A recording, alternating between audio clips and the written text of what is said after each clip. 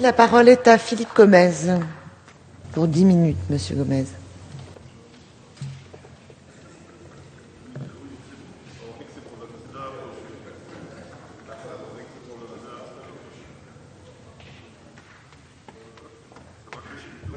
Bonjour. Madame la Présidente, Monsieur le Ministre, Madame la Rapporteure, Monsieur le Président de la Commission, mes chers collègues, nous sommes donc au terme d'un parcours qui a été quasiment un parcours du combattant, Monsieur le Ministre, où vous avez su avec célérité et dextérité franchir l'ensemble des obstacles. Et donc nous vous félicitons pour le travail que vous avez accompli à ce titre avec l'ensemble de vos collaborateurs et nous vous remercions aussi de la capacité d'écoute que vous avez su développer tout au long des débats. Le texte que nous examinons prévoit donc de nouveaux moyens d'action dont nous avons parlé, le pouvoir d'injonction structurelle de l'autorité de la concurrence, l'interdiction des accords d'exclusivité, la négociation annuelle dans les mains du représentant de l'État visant à modérer les prix. Et ce texte prévoit aussi, et moi mon cher Daniel Gibs, j'adore les contrôles, de nouveaux moyens de contrôle, contrôle des concentrations en abaissant le seuil à 5 millions, contrôle des pratiques anticoncurrentielles grâce à la possibilité pour les collectivités locales désormais de saisir l'autorité de la concurrence, contrôle des autorisations d'exploitation commerciale dès lors que dans une zone de chalandise on dépasse le seuil de 50% des surfaces de vente par une entreprise ou un groupe d'entreprises. Et enfin, contrôle de l'évolution des marges, des prix et des revenus au travers de l'observatoire qui a été créé. Mais là, Monsieur le Ministre, je crains que les 50 000 malheureux euros qui sont prévus au budget de l'Outre-mer ne permettent pas de contrôler grand-chose. Donc je souhaiterais que derrière cet acte formidable et cette ambition considérable se trouvent les moyens financiers nécessaires pour que cet observatoire soit un observatoire digne de ce nom et que dans un an, on ne constate pas, comme hélas on l'a constaté au cours des années écoulées, que les études demandées n'ont pas pu être effectuées faute de moyens. Ce serait vraiment dommage qu'à la sortie, on n'ait pas les moyens d'évaluer les résultats de cette loi sur le terrain. Cette loi est d'autant plus pertinente que, en ce qui concerne la Nouvelle-Calédonie, même si chacun sait elle n'a pas vocation à s'appliquer pour 80% de ces articles, une étude INSEE vient d'être rendue, là, en octobre 2012, sur le niveau des prix en Nouvelle-Calédonie, comparé à l'Hexagone, bien sûr, et à l'ensemble de l'Outre-mer. Et je dois dire qu'on n'est pas déçus. J'avais cité un indice qui était connu que de moi, a priori, qui était l'indice Big Mac à l'occasion des dernières réunions. J'espère que j'ai contribué à le populariser, en rappelant que la Nouvelle-Calédonie était le 5e pays le plus cher de la planète, suivi par la Polynésie, le 6e. Ben, sachez que l'étude INSEE vient confirmer ça sur un ensemble de produits et de services, aussi bien le logement que les produits alimentaires, que le transport, que d'autres. Ben, au total, la Nouvelle-Calédonie est 48% plus chère que la métropole. La Polynésie, c'est 51% plus cher que la métropole. À comparer à la Réunion et à la Guyane est 20% en moyenne plus chère que la métropole, toujours selon les mêmes études INSEE, et la Réunion 13%. Donc on voit que les écarts de prix sont significatifs de manière générale dans l'Outre-mer, mais plus particulièrement dans le Pacifique, où nous sommes véritablement les détenteurs du pompon. Et dans cette étude, nous avons un focus particulier qui est exercé sur les prix des produits alimentaires. Et là aussi, nous avons la grande chance d'arriver devant tout le monde, puisque pour un même panier acheté en métropole par une ménagère de moins de 50 ans, qui irait en Nouvelle-Calédonie effectuer ses courses, ben elle paierait le même panier, étude INSEE, octobre 2012,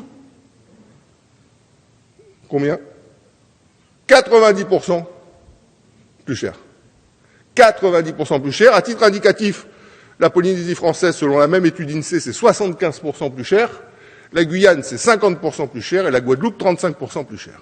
Donc on voit, là aussi, sur les produits alimentaires en particulier, à quel point les écarts sont significatifs et à quel point les mesures qui sont prises dans votre projet de loi, qui sont proposées et qui vont être, je l'espère, adoptées par l'Assemblée nationale, étaient indispensables. Pour la Nouvelle-Calédonie, il est donc indispensable aussi, et c'est un projet que nous portons au titre du mouvement politique auquel j'appartiens, que la loi antitrust nécessaire qui reprenne le droit de la concentration de métropole et qui l'enrichisse par les dispositions que vous nous avez proposées, Monsieur le Ministre, dans le cadre de la loi que nous avons examinée, que cette loi soit adoptée par le Congrès de la Nouvelle-Calédonie et qu'un gendarme sans lequel la loi risque de rester lettre morte, soit mise en œuvre, une autorité locale de la concurrence qui peut être créée par le législateur national et qui serait une autorité en Nouvelle-Calédonie indépendante des pouvoirs politiques et économiques et disposant d'un véritable pouvoir d'enquête et de sanction de façon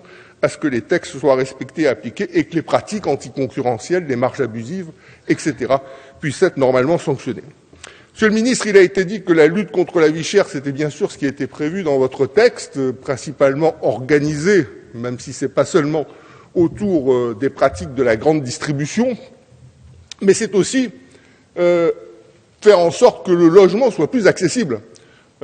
Comme vous le savez, dans le budget d'un ménage, les trois principaux postes, c'est les produits alimentaires entre 15 et 20%, le logement entre 15 et 20% et le transport entre 15 et 20%. Voilà comment sont structurées dans l'Hexagone comme dans l'Outre-mer, même si des différences peuvent être constatées, les dépenses des ménages. Or, nous avons, Monsieur le Ministre, examiné ce matin un levier fiscal qui peut permettre l'accès à des loyers moins élevés dans l'Outre-mer au travers de ce qu'on appelait avant le dispositif Cellier, qu'on va appeler maintenant, du nom de la ministre, bien sûr, le dispositif Duflot. Vous le savez comme moi, Monsieur le Ministre, c'est un avantage fiscal qui permet de faire en sorte que les logements intermédiaires qui sont construits dans les Outre-mer soient d'abord à un coût moindre et surtout que les loyers qui sont pratiqués parce qu'ils ont bénéficié d'un avantage fiscal, que ces loyers soient en moyenne, et c'est la proposition du dispositif Duflot, 20% moins élevés que les loyers habituellement pratiqués dans le secteur. Alors quand on regarde là aussi l'étude INSEE qui a été rendue en Nouvelle-Calédonie, en ce qui concerne le logement, le prix des loyers, en réalité c'est un indice qui n'est pas exactement logement, c'est logement, énergie et eau. Mais le prix des loyers est 62% plus élevé qu'en métropole. Comment vous voulez que le consommateur calédonien, et quand je dis consommateur calédonien, c'est le consommateur ultramarin, même si la Nouvelle-Calédonie est en tête, puisse s'en sortir quand il gagne 20 à 30% de moins qu'en métropole, qui se retrouve avec un panier de la ménagère 90% plus cher qu'en métropole et un loyer 62% plus cher.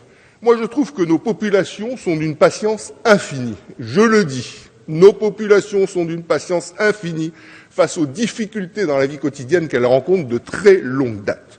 Et donc, pour revenir à l'avantage fiscal lié au Duflot qui permet justement de minorer le prix des loyers à destination principalement des classes moyennes, le logement intermédiaire, c'est capital. Je rappelle que la loi Duflot, d'ailleurs, pose le principe du logement en 3 tiers, 1 tiers de libre, 1 tiers d'intermédiaire et 1 tiers de social. L'outre-mer avait été oublié. Alors certes, le dispositif a été réparé ce matin grâce aux amendements que nous avons les uns et les autres déposés, qui ont été repris par le gouvernement, qui a monté l'avantage fiscal de 18 à 29% en ce qui concerne les DOM, donc maintenu le décalage de 11% qui existait dans le cellier, dans l'Hexagone, qui était 13 hexagonal et 24% domien. Le Pacifique, qui avait lui été complètement oublié, il était passé dans le triangle des Bermudes du projet de loi de finances, a réussi à être à nouveau pris en considération et il est aussi admis au bénéfice du 24% d'avantage fiscal. Par contre, Monsieur le Ministre, et j'appelle votre attention sur le sujet, parce que si une bataille a été perdue dans cet hémicycle, pour autant la procédure parlementaire se poursuit et à un moment donné ou à un autre, peut-être que les choses peuvent être corrigées. Par contre, en ce qui concerne le Pacifique, alors qu'on avait un taux de 24% et un amortissement sur 5 ans, contrairement au DOM qui avait 24% mais un amortissement sur 9 ans, ce petit delta supplémentaire qui donnait un petit avantage au Pacifique a été supprimé et aujourd'hui on est sur une durée d'amortissement qui est équivalente à celle de l'Hexagone et à celle des DOM. Donc vous avez compris que lorsqu'il s'agit de financer un logement intermédiaire par un contribuable métropolitain, le faire à Bordeaux, c'est pas compliqué, c'est hyper simple, c'est hyper sécurisé. À Fort-de-France, on commence à réfléchir, il faut un avantage digne de ce nom. Alors à Nouméa ou à Papette, c'est quasiment l'aventure. Donc conclusion, si on n'a pas un petit delta supplémentaire, qui était le delta Cellier, c'est-à-dire un amortissement sur 5 ans au lieu de sur 9 ans, à partir de ce moment-là, il est à craindre que la production de logements intermédiaires, qui est déjà insuffisante dans notre pays, elle continue à s'effondrer. Et bien évidemment, ce qui contribuera à paupériser encore davantage les classes moyennes, qui se trouvent dans cette situation où elles ont des revenus trop élevés pour accéder au logement social et pas assez élevés pour aller dans le marché libre. Et donc, s'il n'y a pas de logement intermédiaire au milieu, je ne sais pas quelle réponse on est susceptible d'apporter. Enfin, Monsieur le Ministre, pour en terminer, je souhaite vous remercier pour les améliorations qui ont été apportées au texte, et que vous avez bien voulu accepter. On en a parlé. Le plafonnement des frais bancaires, qui a donc été étendu à la Nouvelle-Calédonie, à la Polynésie française, est repris sous une formule différente au profit des DOM. Et je crois que c'est une bonne chose qu'on puisse là aussi agir pour préserver le pouvoir d'achat des ménages. Je pense également à l'ordonnance relative au transfert de compétences qui permet l'actualisation du droit civil et du droit commercial. C'est un sujet important, comme vous le savez, dans le cadre de l'accord de Nouméa qui prévoit une émancipation de la Nouvelle-Calédonie au sein de la République. Merci aussi, Monsieur le Ministre, merci au gouvernement d'avoir accepté d'étendre la loi de 89 qui protège les droits des locataires et qui permettra, là aussi, en Nouvelle-Calédonie, à ce qu'on bénéficie d'un dispositif juridique plus protecteur. Enfin, Monsieur le Ministre, vous devez venir prochainement en Nouvelle-Calédonie. Nous serons bien sûr très heureux de vous accueillir. Vous devez préparer le prochain comité des signataires de l'accord de Nouméa qui réunit chaque année les partis politiques et l'État. Nous allons faire en sorte que ce comité puisse se passer dans les meilleures conditions possibles, même si, comme vous savez, les difficultés politiques ne manquent pas, comme dans chacun de nos territoires. Je vous remercie.